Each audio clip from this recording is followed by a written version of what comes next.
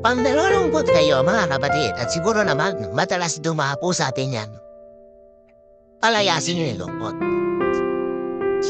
Kung kaya ninyo, meron kayong oras, lumabas kayo kahit sa kalsada lang pati sa mall. Lagi binabayo ka nalulungkot ka, ibahin mo ang environment mo kahit sandali. Lumabas ka sa mall o lumabas ka ng building kung kaya mo. Hindi ka pwede ka naman lumabas o ibahin mo kinabahin mo. Change your body chemistry. Usually, gutom din lang eh. Kumain ka na masarap na iba agad. Diba? Makipag-usap pa sa isang gusto mong mausap o sa ayaw mong mausap. Kasi lalo ka na-depress. Change your environment, change your body chemistry, change what you eat.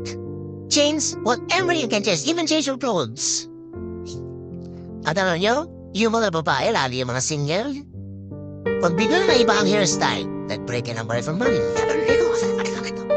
Kasi noon na may iniiba hairstyle, ako mag-therapy sa pagpapalit ng hairstyle, but that is good to do. Do something. Huwag yung nalulungkot ka na nga, lalo entertainin yung lungkot. Itingin ko ka na picture-picture eh. Ilalabas ng white ball sa iba, sabi na sa'yo ano. May papa na nawala na yun, papa na ng iba. Anong gano'n papapalungkotin mo sarili lalo? So kailangan, no, alis ka dyan. Nilibangin ko ang sarili ko. Mga kapatid, huwag din tayo maging judgmental. Hindi mo alam kung minsan yung tao, ginajudge mo na. May shopping ng shopping. Yung pala, malolaw ka na siya. At yan na lang nagbabalik na kanya katinuhan pagka may nabibili siyang hulugan. So, don't judge people kung minsan. Bihis na bihis, kung ake-ake ito, kung punta lang sa chest, bihis na bihis. Yun na lang pala ang kanyang paraan para kumbinsi na sarili niya maganda pa siya dahil na iniwan nga siya ni Papa. Diba? So, you don't know what's happening in people's lives, do you? You don't. Therefore, don't judge people. Jesus mo, kung ako, hindi ganyan ang gagawin ko. Eh, problema mo ba? Yung problema niya. Yung cells ba niya, cells mo. Yung dugo ba na umaandar sa kanya mga ugat, dugo mo iba. So, ikaw, iba ang gagawin mo, pero huwag mong i-assign ang sarili mo sa kanya. Huwag mo siya i-judge. Ayaw ni Lord na gano'n. Kung hindi mo matutulungan, at least huwag mo na siyang i-judge. Pero maganda siyempre matulungan. So give importance to what and how you and others feel. Gano'ng karaming beses na tayo nasaktan dahil may madaldal. Dahil may sinabing pangit, mali man o tama, pero pangit pakinggan at nakakasakit ng loob. Gano'ng karaming sama ng loob ang kinikimkim natin sa mga tao may sinabing hindi maganda laban sa atin o mga mahal natin sa buhay. You know what you should do? Learn from Jesus. Forgive. Forgive loose tongues. Sabi nga nila, they might not deserve your forgiveness, but you deserve your peace. And when you forgive, you become peaceful.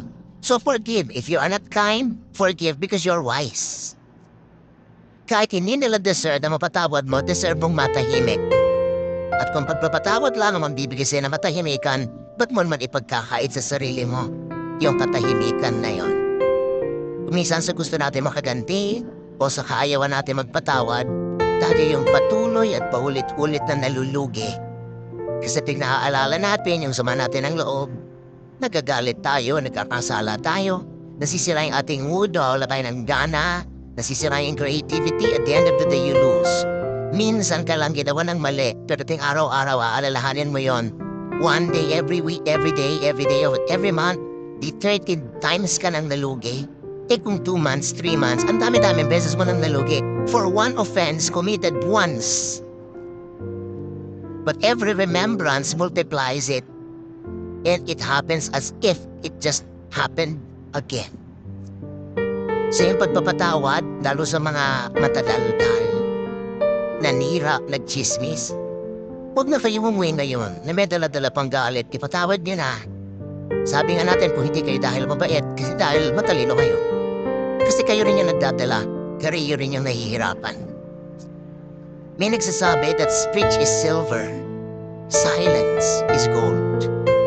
At the right moments.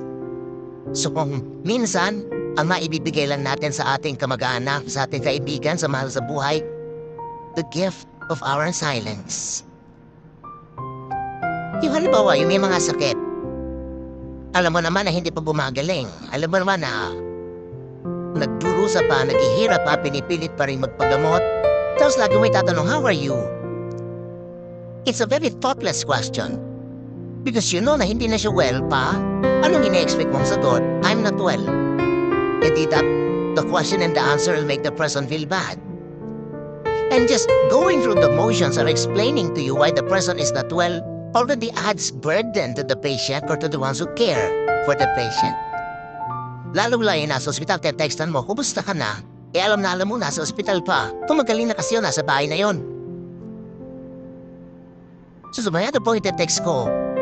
Di pwede ka mag-text, I prayed for you today.